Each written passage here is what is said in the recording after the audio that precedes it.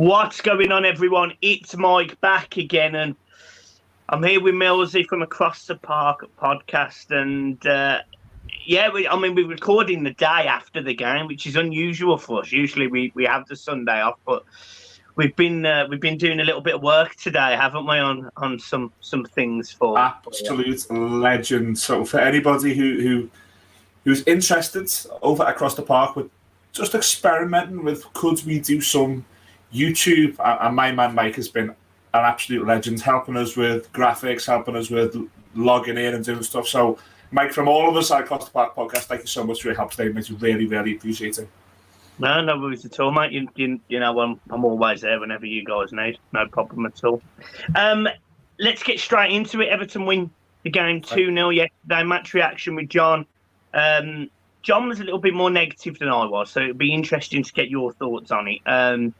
I thought it was an okay performance. A lot of people in the comments actually didn't agree with me. A lot of people said that they thought it was quite a poor performance.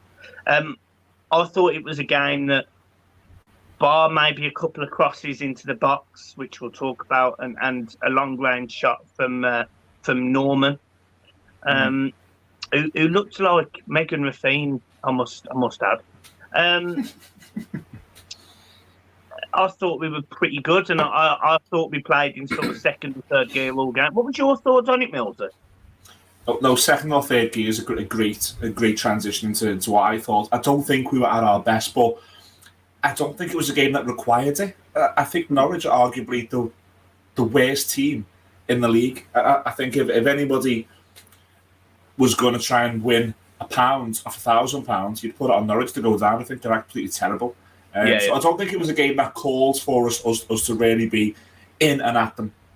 I think the fact that we're playing a half-fit centre-forward at the moment is impacting how we attack teams. Make no bones about it. There isn't a Richarlison. There isn't a number 10, shall we say. Damari Gray played that role yesterday, but there isn't a really attacking central player.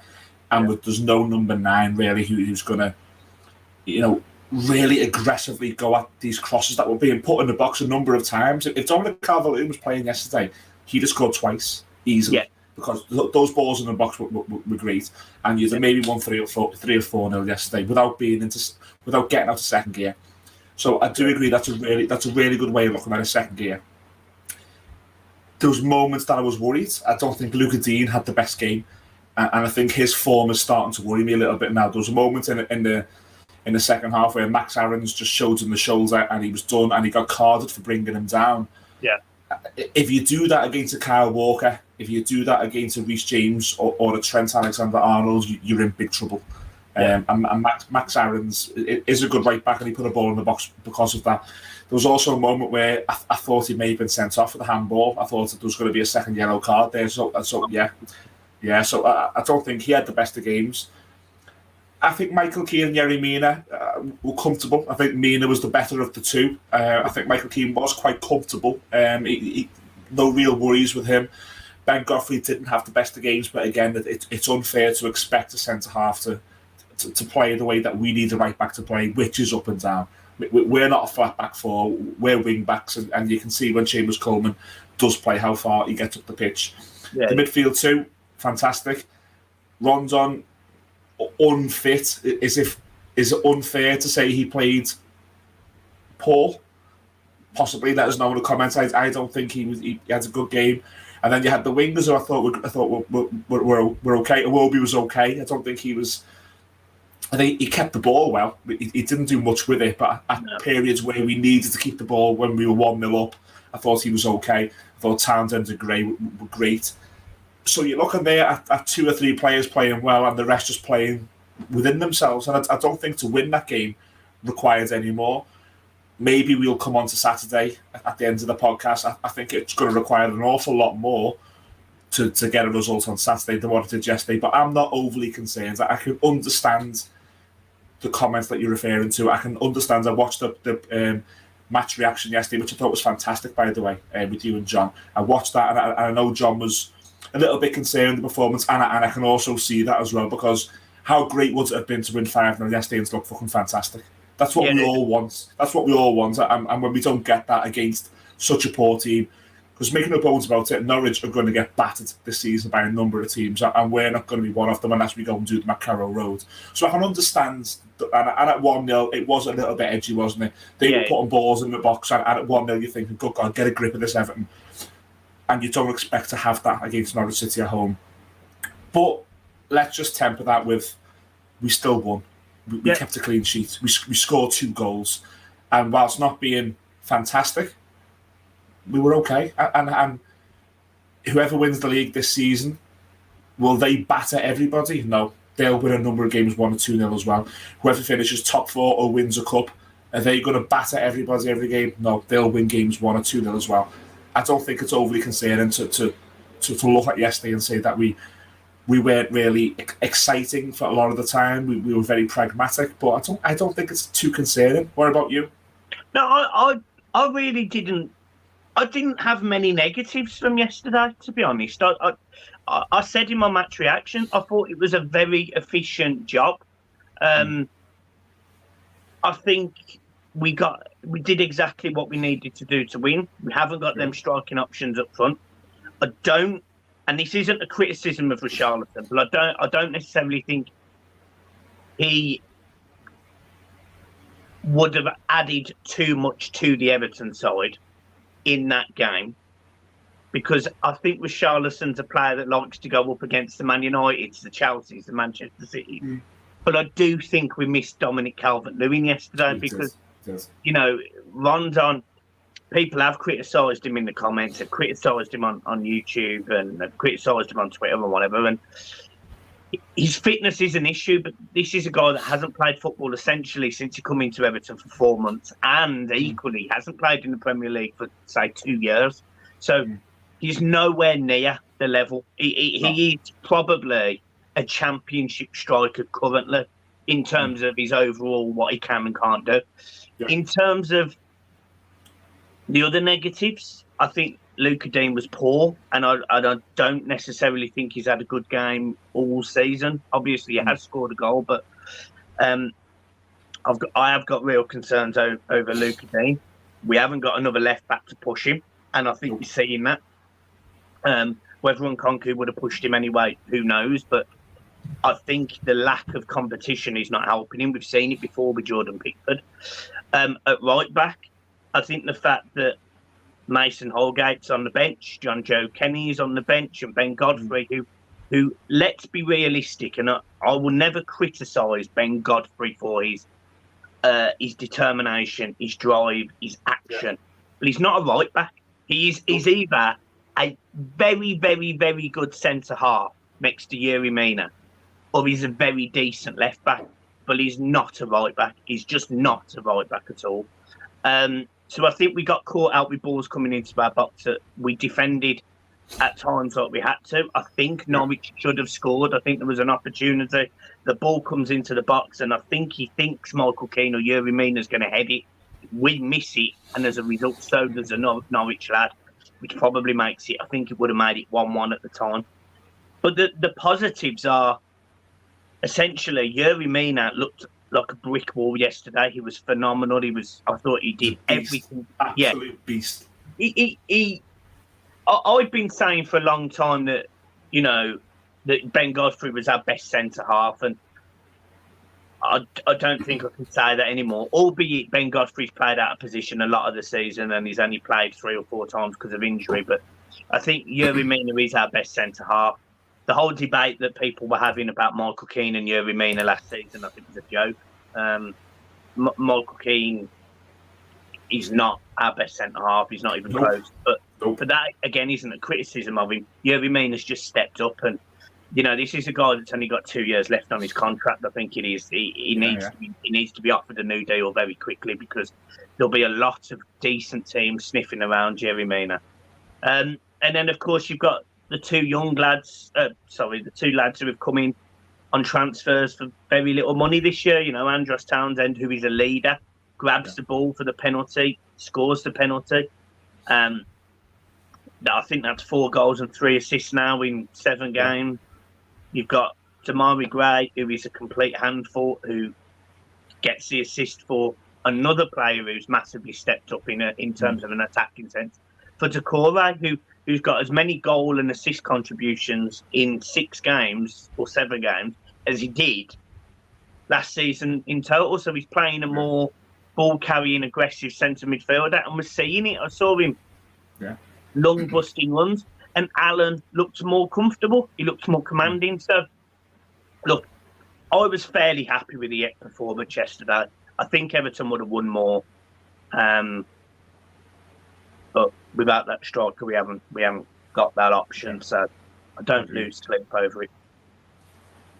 I think what you're saying there about Yerry Mina, just to stick on Yerry Mina, I think for me he's someone who he's drawn to the ball, and sometimes there's big comparisons to Joseph Yobo, because Joseph Yobo was also a player who was drawn to the ball. He was up for a fight, and that can sometimes see you come off second best.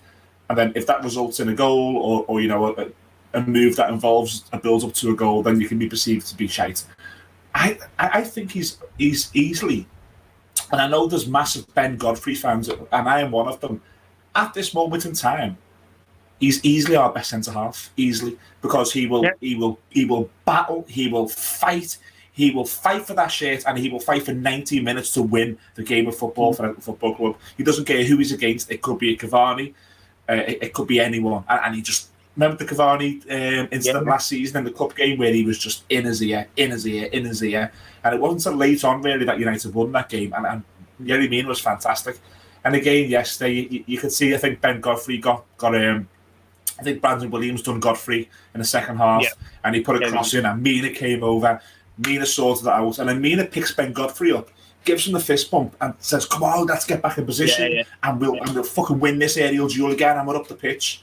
And I look at that and I love it. I absolutely love it. And he was one of the players that we were rumoured to be touting round in the summer to get some money in. I never got it. I never understood it. Me either. And then you look at the contribution he's making now, and for me, he made it last season in both boxes. He's an absolute animal. I would hate to fucking mark him, and I'd hate to be the striker who's got to beat him to score a goal as well, because he's just an absolute animal. And you mentioned there Abdoulaye Doucouré. For me, Mike, he looks happy. He looks so happy to be playing. And I'm not too sure whether the TV showed this, but when he scored the second goal yesterday, and we got back in position at the park end, and he was doing this. He was doing this. He was enjoying. He was just enjoying that moment. Fantastic. He looks so happy. And 5 minutes after scoring a goal, he was in our area winning the fucking ball back for us. Fantastic. I can't say enough good words about Yerry Mina and Abdoulaye Doucouré. I'm huge fans of them. Let's talk about some other news, obviously, that came out of Everton since we've last recorded a podcast, and obviously James Rodriguez has signed for, I can't pronounce the team, Al Rayyan, something like that. Whatever team give Tim Cahill a fucking pay packet to get on the photos, that's what the team was. What was he doing there? Why was Tim Cahill all over it? Yeah, I wasn't too happy about that, but I don't understand it. It didn't make sense for me. But James Rodriguez has signed for them. I believe we've earned £8 million in a transfer fee. And look, some people don't know his wages. I certainly didn't think it was 90 grand, and I certainly don't think it's 200. But if it's around the 150 mark, that's a lot of money off the wage bill at the very least. We were quite pro James, really, between us. We were, we didn't want to lose him.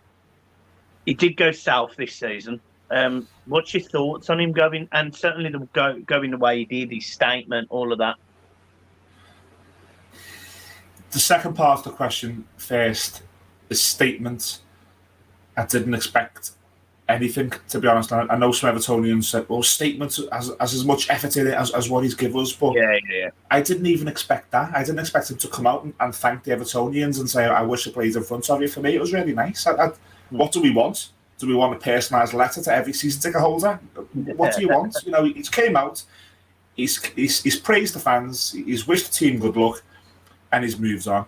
He's not a Scouser, he's not an Evertonian. He was there for just over a year, and he's just said goodbye on social media. So to address that first, I wasn't overly concerned by him saying goodbye in the social media. I don't read into how many characters that he's put into that message. For me, it was nice that he said goodbye, and it was also nice for me that he referenced playing in front of us at Goodison. So he must have been aware of, we wanted to see him, and he just referenced that and says, I wish I could play in front of you. It would have been nice. The fact that we've lost him, I am gutted. I'm not going to lie. Selfishly, I wanted to see him. Let's get that out the way. Selfishly, I wanted to see him.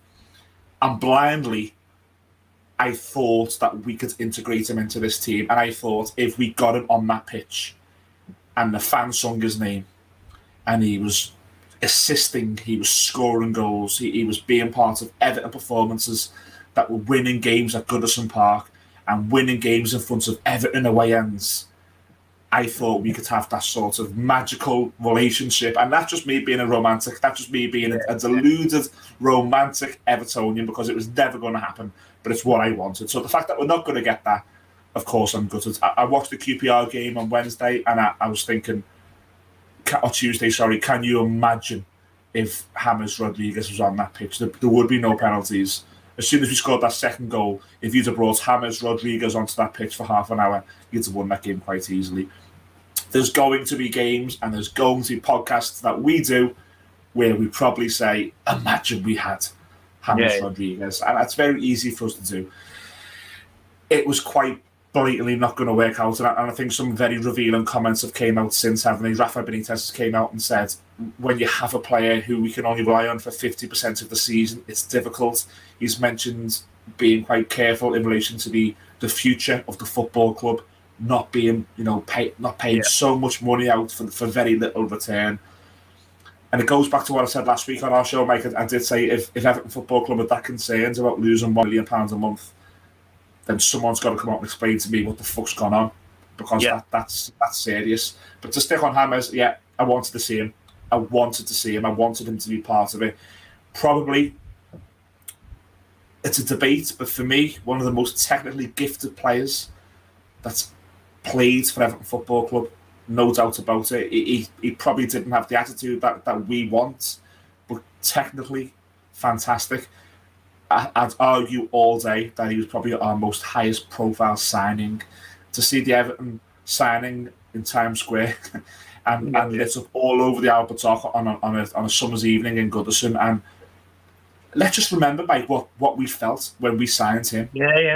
We just thought, Jesus Christ, we really brought in James Rodriguez. And what we seen in September, what we seen in October, and what we've seen glimpses of after that, what we've seen in February and March, the little glimpses that we've seen, obviously a top player. I'm not going to lie. I'm gutted that it's not going to work out. What about you? I think me and you, we sort of, I think we agree to an extent, but I don't disagree, but it's really difficult. It's really fucking difficult. I really enjoyed having James Rodriguez at Everton, and I would have loved to have seen him this season. But I think the more this has dragged on, the more obvious it's been that he's just not going to get a game for whatever reason. And you've just made a fantastic point, which I'm gonna touch back on in a minute. But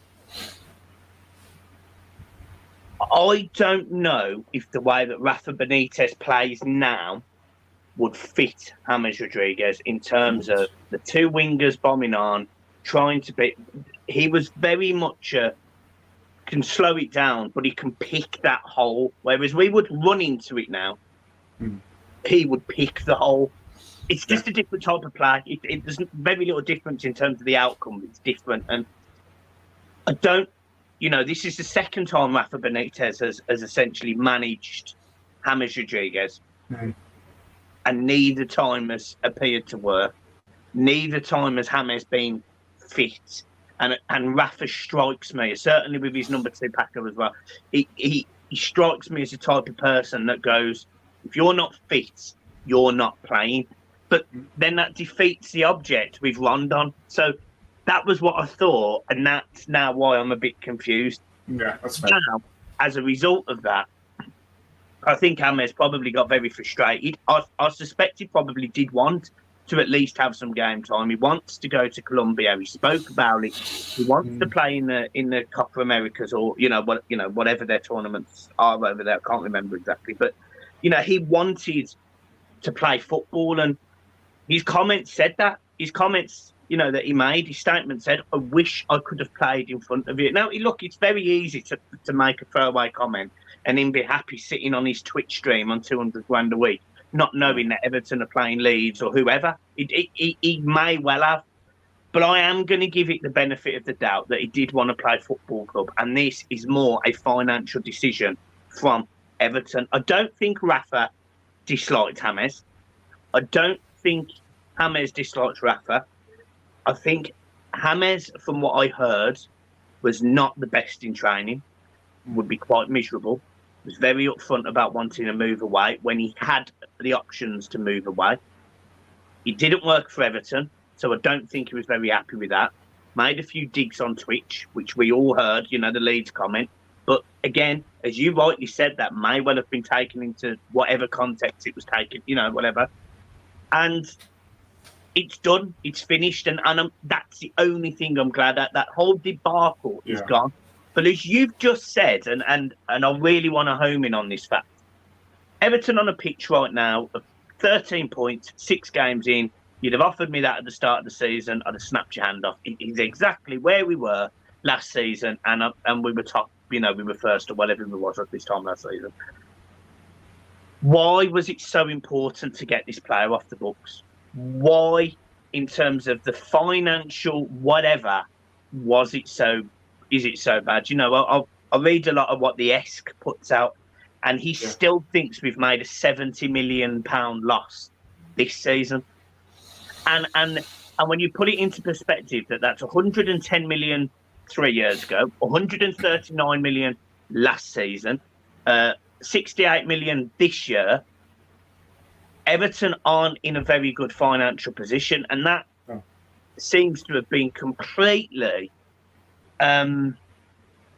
It's stitched us up this season. It's just completely stitched us up, and the whole James thing is just sort of the pinnacle of it. But I'd love to know what our balance sheet looks like. I would love to know how much of a mess financially we are really, really in, because I'm not thinking the club's in danger of liquidation, or I'm not even saying they're in trouble of financial fair play, but there's got to be a give where you say that you're a well-run football team. And at this moment in time, 10 years ago, people would say, look at Everton.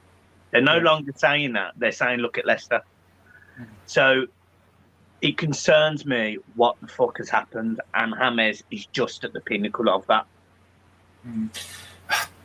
There's been a couple of transfer windows, and I think I mentioned yesterday about the 2019 transfer window when you spend 25 million on Andre Gomez, who scored 1 goal whilst on loan the prior season, despite looking okay.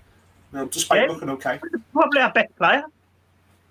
You bring in Fabian Delph on a 3-year contract, who had fitness issues, on a really, really high wage. You couple that with John-Philippe Gbamin, Moise Kean, who haven't worked out to date.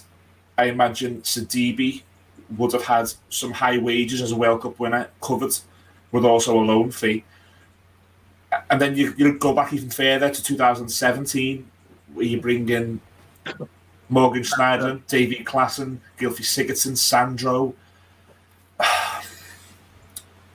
We've got no one. I mean, I don't know the books. I'm like you. I'd love to be able to see them, but I know they're fucked, and I know the reasons why. It's not because we've got an owner. It's not an Ella Short. It's not a Derby County situation. We've got an owner there who wants to put money in it, and it says, if I can, I'll build you a fucking ground, and I'll give you a good manager, and I'll try and sign some players for you if I can. So it's not that. It's the fact that there's so much money has been peed up the wall on mediocre players, coupled with giving these mediocre players such long-term deals that it makes no sense. Why was Yannick Bolasie given a 4-year contract? Why was Yannick Bolasie given the 4? Why was Gylfi Sigurdsson given 5? Why? Why was Wayne Rooney given 2? Because I guarantee you now, Wayne Rooney didn't walk for free. With that level of money remaining on his contract, it took him about a month to leave, and in that month, I imagine he negotiated a nice payoff. Why was Sam Allardyce given 18 months? Why was Marco Silva given 3 years? There's just some bad decisions, and it came back to bite us now. However, would you put James Rodriguez in that bucket with all those bad decisions? I wouldn't. I don't think you'd look back on James Rodriguez and say, that was a fucking nightmare. So I think it's unfair for anybody to say, getting him off the books was essential because of what he's done to us. It's been happening for a long time. He might have been the last. He might have been the last straw where you go, Jesus Christ, we can't do this anymore. That's the final straw that hasn't worked out. But it's been predating James Rodriguez for 4 years now.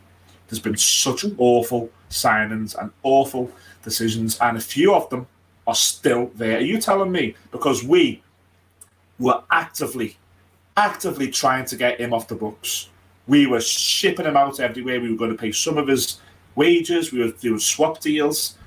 Why aren't we doing that with Fabian Delph or Cenk Tosun? Why weren't we doing it with Mohamed Besic last season and Yannick Bolasie, who were traded? Mohamed Besic lasted the entire year last season being told to clear off. He stayed for a year. Why aren't we doing it with those players? It's for me. It predates James Rodriguez, this financial problem. I think he was just the final straw in what some people will perceive to be bad financial decisions. I'm going to ask you a question, and look, I'm even going to say to you, you don't have to answer it if you don't want. I'll answer it. I don't want to put you. I don't want to put it on you, because I think in the YouTube world and on Twitter, a lot of people will probably shoot me down for what I'm about to say. So I'm going to caveat it before we even answer it. I am incredibly grateful that Farhad Moshiri walked into our football club and has got us a new stadium. He's been hell-bent from the moment he's come in to drag Everton Football Club financially from struggling under Ken Wright into the 21st century. And for that, I'm incredibly grateful. He's a very, very, very good businessman. What about his football decisions in some of the recruitment he's done in terms of, Steve Walsh, Ronald Koeman, Marcel Brands? Can we lay some blame at Moshiri for that? Yeah. I think it's fair to lay some blame with his decisions. I think the fact that he's not walked, because let's imagine there isn't a spade in the ground. Yeah. And let's imagine that that's still a promise. That's all it is, a promise. Imagine he walked now and said, that's it. Where would we be then if he said, it hasn't worked, it's been... So we came in February or March 2016, so we're looking at, 5.5 years. Yeah. He could very easily, at some point in those 5.5 years, said, look, I've had to go with it. It's not for me. I've lost a few million. It's nothing in the grand scheme of things. Put them up for sale, and I'll go back to wherever I came from. And that would land us in the big time shit. Never mind, if people think we're in the shit with him, if he walked now, we would be in severe shape, because there's a spade in the ground. From where I work in the city centre, I can see what's happening at Bramley Moor. I can see it. It's happening. We're going to have finally a game-changing situation for our football club. Yeah. And let's not get into, tit for tat, but that is not down to Bill Kenwright. No. It's down to Farhad Moshiri and whoever is backing Farhad Moshiri, because Bill Kenwright tried and failed twice before. And God love him. God fucking love him. I'm not getting into, if he's the worst chairman or the best chairman. It failed under him twice. Yeah. So the fact that we're about to have this amazing thing, which should hopefully change a lot of things for us, is down to Farhad Moshiri. He has made mistakes in trusting the wrong people for me. He's made mistakes in trusting the wrong people. Is that because he's quite naive when it comes to football? Is it because someone has been in his ear who shouldn't have been in his ear? I don't know. The fact remains that, in hindsight, we shouldn't have trusted the people in 2017 to spend the level of money that they did. Maybe they should have been given a half of that and said, look, you know, you can sign a goalkeeper, a striker, and a centre-half, but you're not signing two of each. In 2019, which we're moving on now to our current director of football, was he the right person to give that kitty to? Was the coach appointed in 2018, 2019 the right person? No. Did we really need Sam Allardyce? No. Was the contract given to Carlo Ancelotti, which allows him to walk for nothing to a Champions League team, the right decision? No. So, yes, there's wrong decisions to be made there, that have been made there, but for me, to have him there is there's more pros having him there. I'm hoping that you know, when I'm old and I retire from going to match, it will be at an amazing stadium. And it'll be on the water. It'll be on the waterfront, and that's going to be down to Farhad Moshiri. And what comes with that, which I think we both hope, Mike, and everyone who's watching this hopes, is going to be success. Yeah, and I think that's the major thing for me with him. I think you've just done an exceptional job of wording a difficult topic really well, because I completely agree. That is exactly how I completely agree. He's made mistakes. I wish sometimes Everton were more verbal about it. You know, I'd like Marcel Brands to come out. I'd like Denise to come out. I'd like Farhad to come out. You know, I felt like we used to have a lot of sort of conversation before, and we don't seem to have that as much. But he has made mistakes. He's appointed the wrong people at times. You know, I think you're right about the whole Ken Wright debate. You know, there's a lot of fans that, you know, dislike Ken Wright for the whatever many years of pointing towards him. But, you know, over his career, he didn't make horrendous sort of management decisions. You know, he brought in a David Moyes who ended up being a very decent manager for Everton and took us from where we were to where we was. And that was probably our ceiling under Moyes. He did try and bring in Roberto Martinez to kick us on. And actually, for the first season, he almost did. You know, he barely got that right and backed him as much as they could.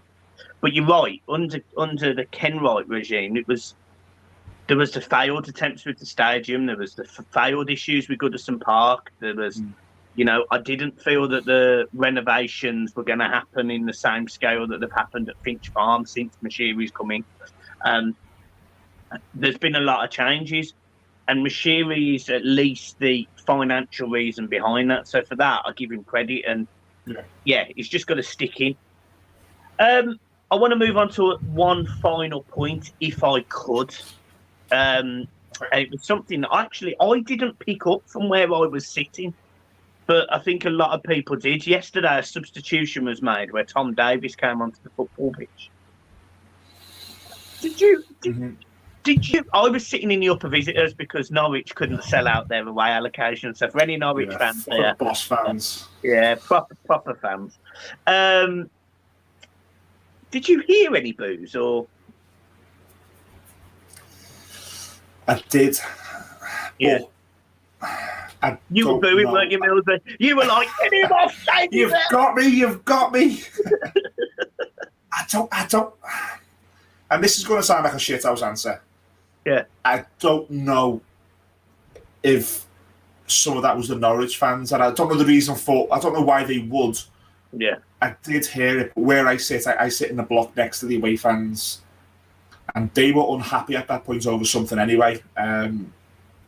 So I don't know whether the booing was some of that. But when Tom Davies came onto the pitch, I did hear some booing. I would like to think that it was the Norwich fans, because they were unhappy over something anyway, and it appeared to me to be an away thing.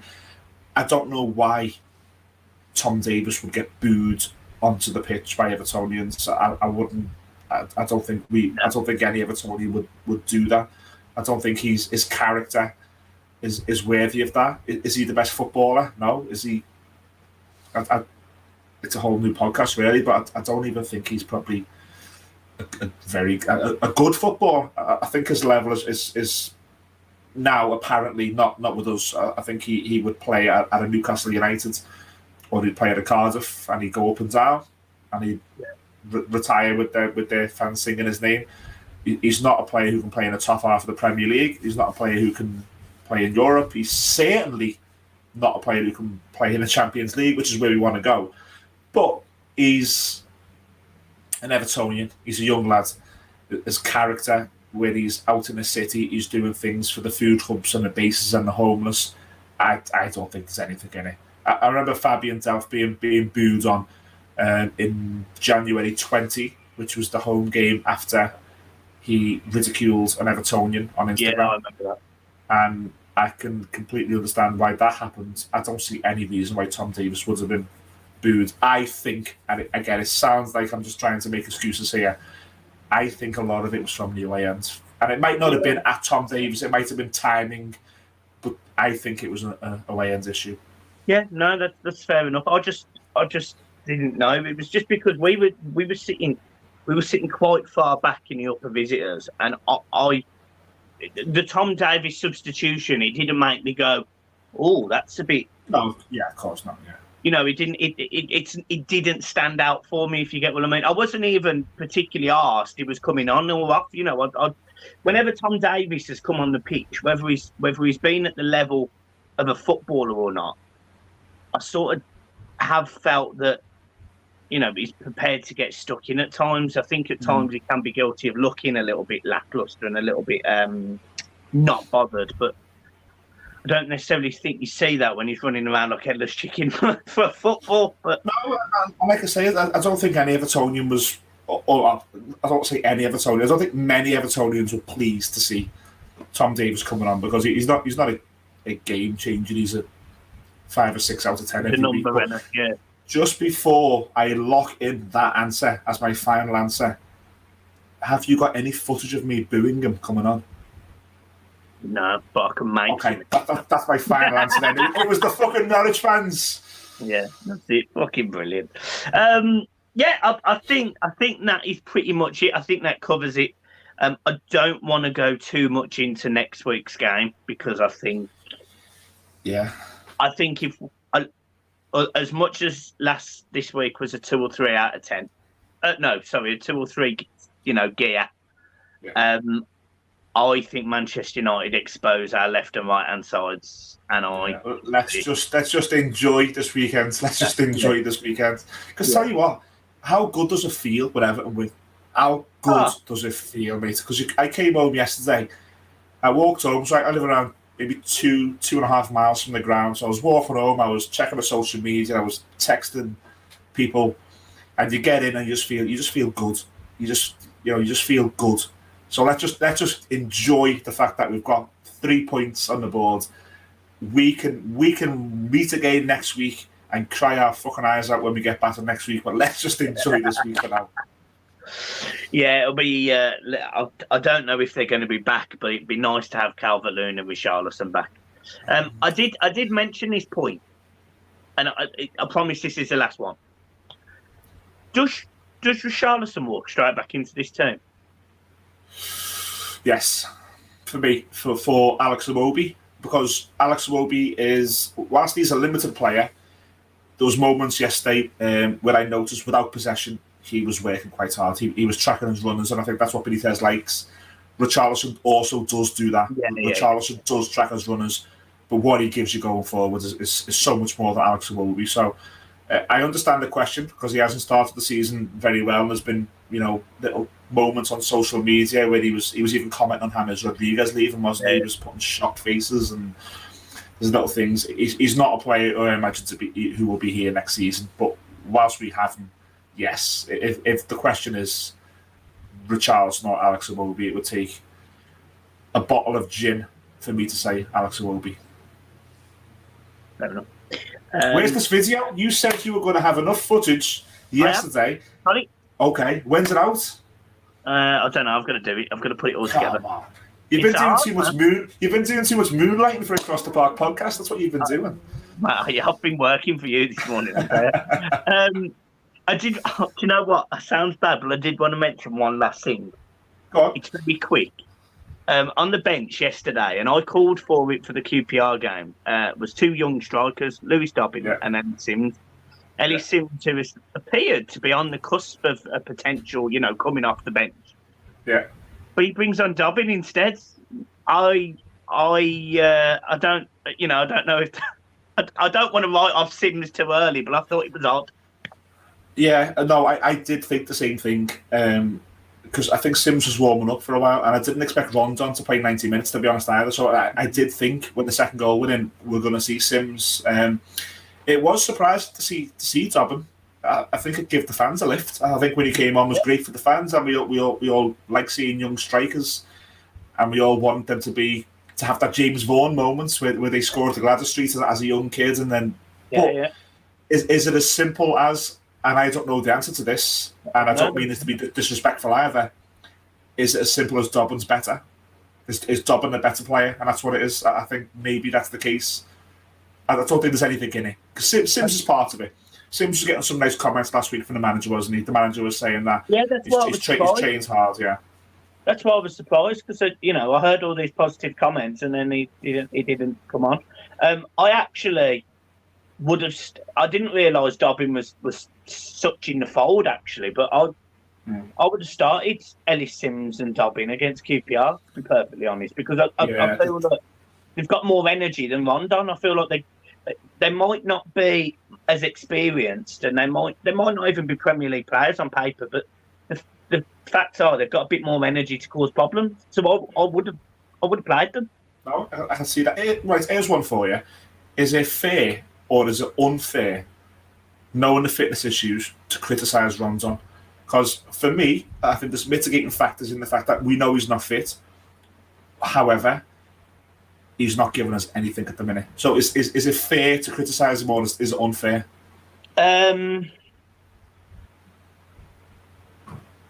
Should we be getting something against QPR and Norwich? I feel like I've got a shithouse answer for you. Go on, you can join my shithouse club. I think you are fair to criticise, but as long as it's not really personal. Like, I sat there yesterday, I did my match reaction, and I think I said, look, I can't criticise Rondon too much because essentially he's being picked. He's not going to the manager, as far as I know. I am going to deliver for you. I am fully fit, and I'm the best striker Everton could play right now. I don't think he's doing that. But I think Rafa's going, he's got experience, we'll stick him in the team. Yesterday was poor. QPR, he was poor. I actually thought Rondon was better towards the end of the game because he seemed to be able to trap the ball a little bit more. And what people did forget, there was a couple of moments at the start of the game where he gets that ball into feet and he turns and he lays it off to Townsend, and Townsend shoots at the keeper. Would we be saying that if Rondon got an assist today? Yesterday?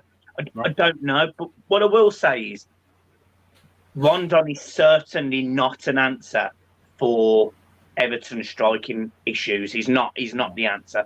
You probably say Calvert-Lewin's your number one, Richarlison's your number two. Obviously, we tend to play both of them, so like a 1-2 up front. Rondon's not a solution to not having either of those. So if the solution is I'd rather play a fully fit Lewis Dobbin who's going to run for 95 minutes. Yes, he may not be used to the level, but we used to bring on Calvert-Lewin and he used to get absolute dog's abuse from people like me who were sitting there saying he's not good enough, selling back to Sheffield United. He scored 17 goals this season, I said that. So these kids that come through the ranks at Everton do not play as a result of signing a 33-year-old Rondon. I don't agree with that. I would rather play the kids, but that's my response. Rondon is not good enough at the minute. He didn't challenge aerially. He didn't have a very good game at all. And I think there's only so much of that you can put down to fitness because he has played in the Premier League. He does understand the vigours of it. Yes, he might not be up to scratch, but yeah, for me, you can criticise because I just don't think he's at the level that Everton need. But equally, that's not his fault. He's been bought in, and it could be one of them. It could be one of them signings where we say, "What's the fucking point again?" Yeah. We were linked with another one the other day. Did you see it? Something like Maxi Verdasco or something at right back. and he's played 8 times for fucking Watford. The Watford, yeah. He's 26 years old and without a club, and you're telling me Everton, who have aspirations of getting into Europe and top 10 and top 8, top 6 Europe Champions League, are signing a player that's made 8 appearances for a championship side. What the fuck? Yeah, I seen that tweet and I thought, oh Jesus Christ! I'd rather sign Sergio. I'd rather sign Sergio. Yeah. Yeah. Well, the reason I asked with the Rondon thing is because he was getting a little bit of stick by me yesterday, and in return, a couple of voices were, get off his back. He's, hasn't played for 4 months. So I was just curious how you see it, and curious how the viewers and the listeners see it, because, like I said, there's mitigating factors. He's not fit, but I just don't see it. I don't see it at the minute either, and I'm not saying that after City and Chelsea away. I'm saying that after QPR away and Norwich at home. So it doesn't surprise me, and the reason I say that, and this is a shame, I weren't even going to mention this on a video, but this happened yesterday. So at times in the game yesterday, I thought Everton were flat, and I thought they needed this powder, and I was hoping that the Gladys Street would sing, and I didn't feel like they did. So at times in the upper visitors, I was there screaming, Everton, trying to get the players going, and in the upper visitors, I don't know if you heard, but we were trying to sing quite a lot.